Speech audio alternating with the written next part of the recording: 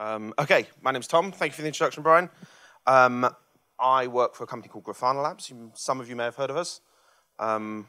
If you were paying attention last year, it was a different company, and the year before it was another company, so I wonder who I'll be working for next year.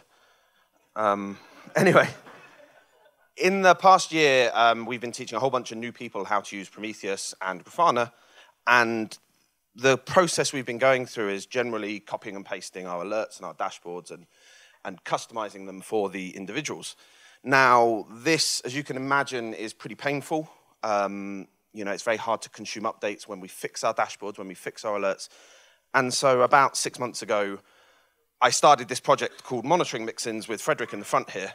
And this is an idea for giving us like reusable dashboards and alerts that we can share and iterate on as a community.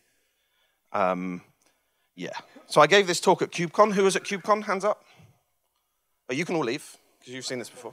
No, there's some new there's some new stuff at the end. So if you can pay attention until then, it'll be good. Anyway, so there already exists a way of sharing dashboards. And this is Grafana.com has this process for you to share dashboards and import them easily into your Grafana. A lot of people do this and use these, and Brian publishes some fantastic dashboards. But the problem I've got with this is they don't always work. The quality is a bit variable of the dashboards that we host on Grafana.com. You know, what normally happens is you download one. This is, I just put Kubernetes in to Grafana.com and got the first highest voted Kubernetes dashboard. And none of it worked. And so then you've got to sit around and try and figure out what's going on. And generally you find that the queries in that dashboard, I've got to click for this. The queries in that dashboard make certain assumptions about the labels your time series are using. Right, so this particular dashboard was hoping that there would be a Kubernetes IO hostname label that it could specify to filter the queries down to a particular host. Now, my Prometheus cluster doesn't have that label. That's actually a counterexample, and you shouldn't have a label for hostname on all your metrics. And so this is why the dashboard didn't work. And so generally, like, this led me to the conclusion that dashboards and alerts should not be opinionated about the labels, right? This should be configuration that you can feed into the dashboards and alerts. And that's really the basis for this whole talk. So the second point was, you know, the good citizens in the community, like etcd, like CoreOS, they ship a whole bunch of alerts with etcd. And because they wrote etcd, I assume, they know what to alert on. You know, they know what's sensible and what's reasonable and what are like really good quality alerts. However, again, they've made assumptions. If you scroll down, you'll see they've made assumptions about the label schema for your etcds. And that label schema wasn't valid for the etcd clusters that I was running. You know, I run multiple ones. They're not all called job equals etcd and so on. So what I really want, you know, we need to be able to customize these, as I said, but also what I really want to do is, you know, I'm taking this, I'm copying and pasting it into my cluster, I'm changing the labels, and then comes along some, you know, smart guy, and he comes and fixes a bug in those alerts. And there's no way for me to consume that change. You know, there's no way for me to go and download the latest set of alerts and reapply my customizations. Right, so we need a process where not only can alerts and dashboards not assume the label sets that they're using in their queries, but also we can inject them dynamically, and we can stay up to date with changes upstream. So really what I want is, you know, a really configurable and extensible language for expressing my alerts and dashboards, and I want to make them all reusable. So I need some way of downloading new ones and managing versions and so on. So that's the structure of the talk. Configurable and extensible. So, you know, you've got a whole bunch of choices. Prometheus alerts are written in YAML, but, you know, JSON is basically a subset of YAML. You could just go with this. The challenge here is that they're not very dynamic, right? Or not dynamic at all, really. Like, they're pretty static, those configuration languages, and you can't really inject labels as I want to, or even inject any kind of configuration. So then you get down, and this is what most people seem to do, you get down the kind of string substitution route, right? So you end up with something like Jinga, or you end up Helm does Go templates and things like this, and you end up treating your config file, your YAML config file, as just a text file, and then using templates to sub stuff in. Okay, and that's pretty crappy too. The problem there is that your substitutions don't really understand the structure of the data you're manipulating, the configuration you're manipulating. So a really good example here is like, how would you do this in if you're using Jinga or Go templates, how would you go and add a tag to all of your alerts? You know, unless that substitution spot has been enabled in the config, you can't do it. How would you go and add a playbook link into all of your alerts? You can't really, these techniques make this really hard to do that. And so, it's growing in popularity now to start treating your config just as a program. You have a program that generates your config. I think the chaps at Improbable in London use Go to do this. They've literally got a Go program that, when compiled, outputs all of their configuration. The chaps over at Weaveworks use Python to do this. So they've written a Python library that a lot of you would have seen called GrafanaLib, and they use Python to generate their dashboards. And this is great because you can now write Python code which goes in and modifies your dashboards. Goes in, they had things like, well, it's not on here, but you can have like default sets of config for latencies and for QPS graphs and things like this. But again, I don't really like this approach either.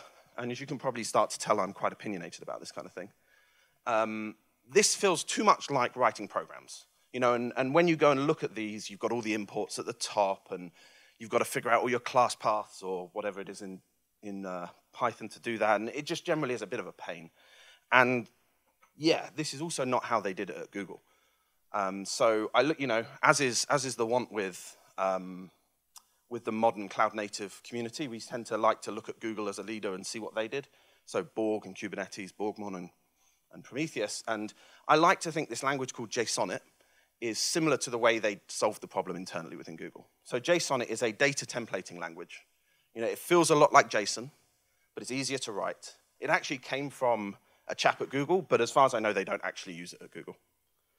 And it's effectively JSON with a set of extensions. So it's a superset. JSON is a subset of this. Valid JSON is valid Jsonnet. But it adds to this. It adds variables, conditionals. Well, everyone can read the slides. And I'm pretty sure it's true and complete as well. So you can write full programs in it if you really wanted to, but don't do that. So the bulk of this talk is going to be kind of demystifying this Jsonnet thing, because a lot of people take one look at it and think we're absolutely crazy. It's quite terse. It's got a few operators that tend to be quite powerful. And so I'm just going to dive in and move to this mic. So give me 1 second. Just mirror my displays. Right then, can everyone see my screen? Come on.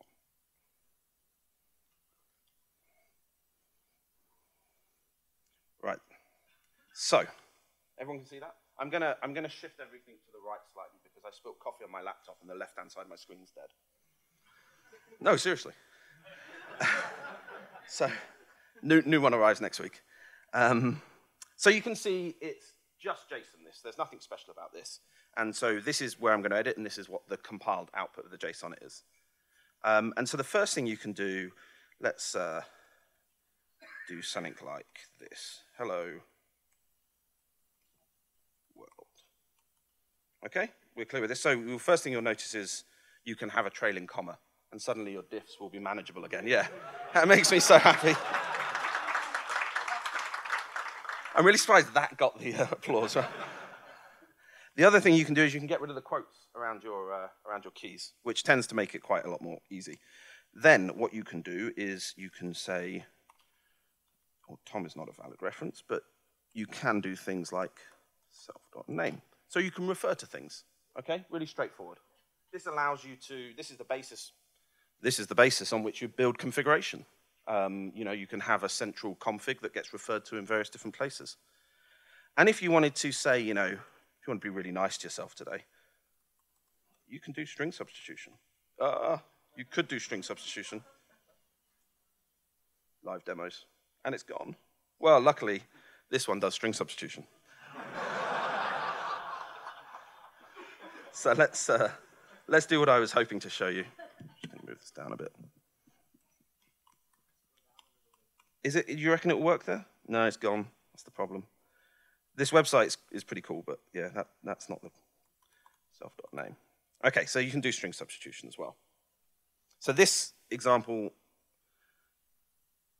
I'm just going to delete a few things because I want to make it simpler. Okay, so that's what we had before. Now, what we can do is we can do merges. Now, this might be slightly strange to some of you, but this is really the crux of Jsonnet. You can take two dictionaries and you can merge them together. It's got really well-defined merge semantics. Basically, things on the right override things on the left. So for instance, I can say, name Tom. Ta-da. And so now you can imagine you use this system to build, it's quite hard to look at you and talking to this and type. You can use this system to like merge in your config into the existing set of dashboards. And this is really the basis on which all the Mixin stuff is built. You would take a Mixin and you'd merge in some specialization, some configuration. Let's show you some, I've got some notes of other stuff I want to show you. I've done string substitution, done references. Right, so maybe we don't want the output to contain the name because that's a configuration. So we can do, and this is where the config starts to get, the language starts to get a bit terse, but a double colon means the output won't be included in, the input won't be included in the output. So you see now name is hidden in the output. And then there is, you can do submerges. So say we, had a, well, let's do a variable. Local thingy equals, and then we can do thingy, I think that's a semicolon there. Yeah, so this and this are equivalent. Basically, if you've got a named dictionary and you want to merge it with another dictionary, you can omit the plus. And now this starts to look like object orientation. That starts to look like you're instantiating a thingy. Never thought I'd say that on a stage.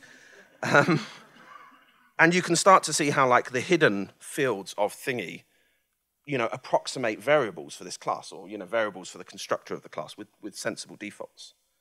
Let's have a look. So the merge is recursive. So if we did like foo, yeah, bringing out the foo bars, I've run out of names. Foo bar, oh, another one, bat. So you can see the output now contains foo bar bat, and in here we can do things like we can just completely override foo. Okay, so this isn't recursively merged. Are you filming this? This isn't recursive. It's on the stream. You can film it later.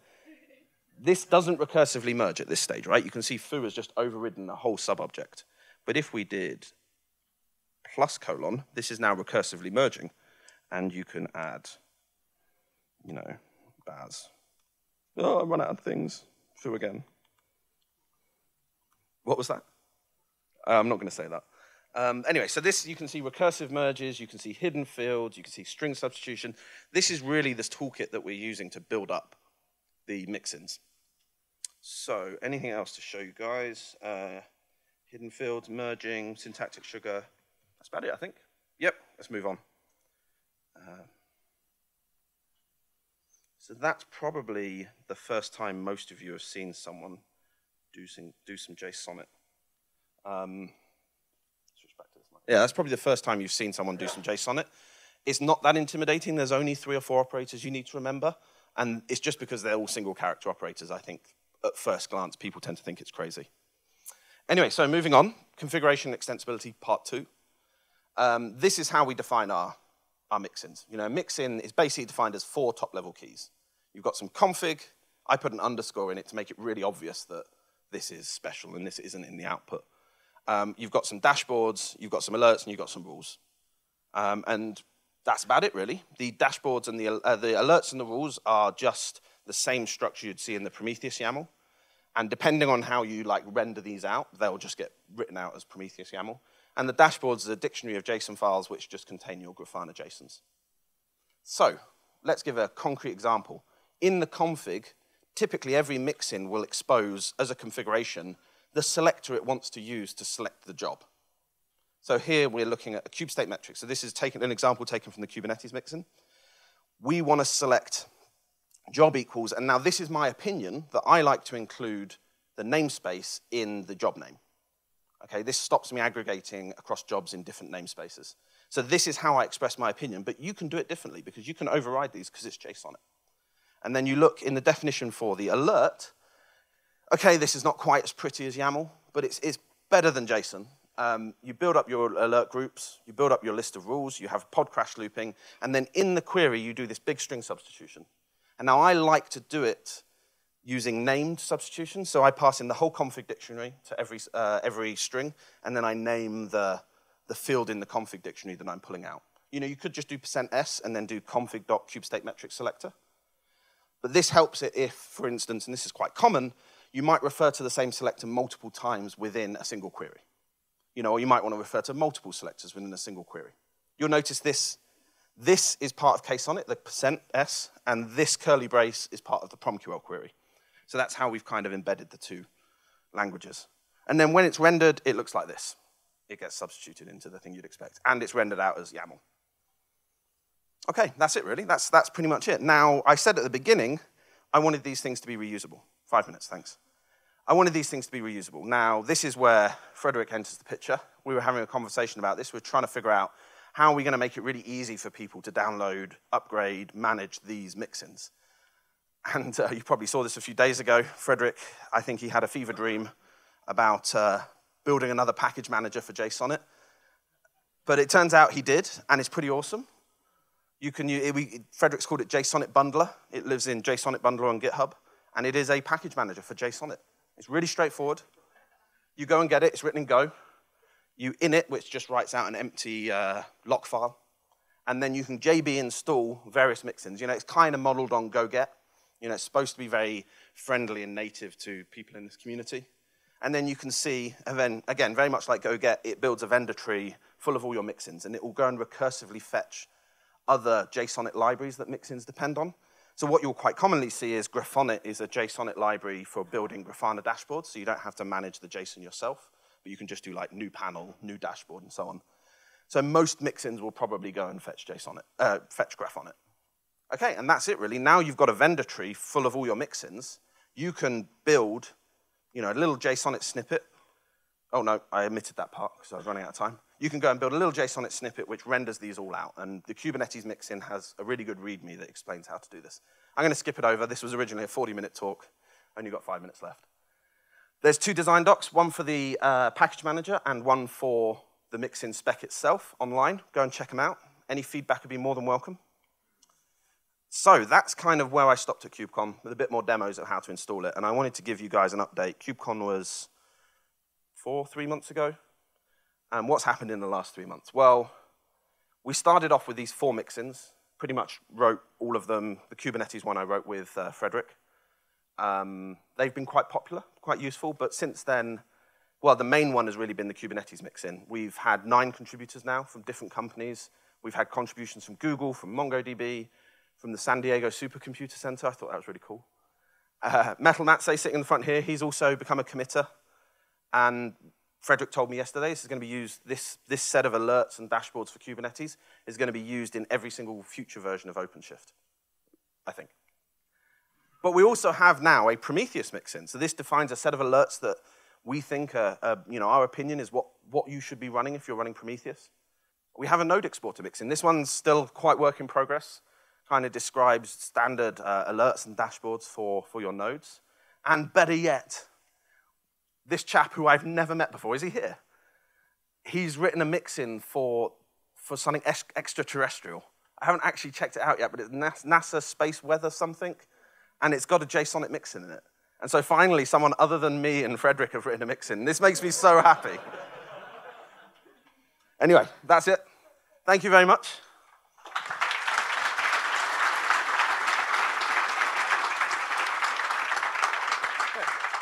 Sorry, Brian, can I? I've also, as it's PromCon, oh, good, wait now. I've 3D printed a whole bunch of Prometheus coins. We're launching our own digital currency. It's just not quite what you think. And so if you ask a question, and it's a good one, you can have one of these. So who's got the first question? There's one in the front. Oh, okay, you're next. I'm first. You've got one, Chris. So how did you, I didn't quite understand, how did you solve the problem when a label changes upstream? So you've overridden the labels for your particular... Oh, yeah, that's one of the things I wanted to show you, actually, yeah. So, yeah. Yeah, okay. Have you got a coin already? Yeah, I'm going to give it to you later. I'm going to hit the wrong people. Come up to the front later and get your coins. So this is the Kubernetes Mixin. These are the default selectors it uses. So you can come along, and it's basically for all the jobs, it describes what label it expects them to be used with. And then in my opinionated version of how we manage and install Kubernetes and Prometheus and everything, I use a different set of labels. So this is my config that overrides the ones. Okay, and you see in my config, I've said I want everything to be prefixed with the namespace it lives in. And I've even made the namespace configurable in certain cases.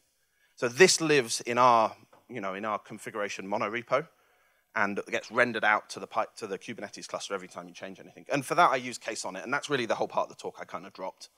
But yeah, go and check out the KubeCon talk if you want to see how that works. So Brian, there was one in the front here. Okay, next one in front. Hi, there is this similar project called the Prometheus Operator by CoreOS. So how does this relate to each other? Yeah, really good question. How does this relate to the Prometheus Operator? Well, Frederick writes the Prometheus Operator, and his team, and the Prometheus Operator uses these mixins. Testing. Okay. Sorry, I'm probably just holding it, not right. Yeah, so the Prometheus Operator uses these, which is, I think, how it's getting into OpenShift as well. Yeah, very much. Prometheus Operator is how you install and manage Prometheus, and then Prometheus is a set of YAMLs and configs for managing all the other components, and there's a similar project for Grafana as well, and they all use the mixins for kind of the dashboards and alerts. Cool. Come and get your coin later. Again, I'm still very new. So with the configuration with using YAML and for the mixin for your dashboards, I'm thinking that maybe I can also use Ansible to automate all of this. Is that correct? Yeah, for sure, yeah. Okay. So there's a command you can run that will render out the Jsonnet configuration into YAML files, and you would just add that to your Ansible pipeline. I don't really know anything about Ansible, but your Ansible pipeline.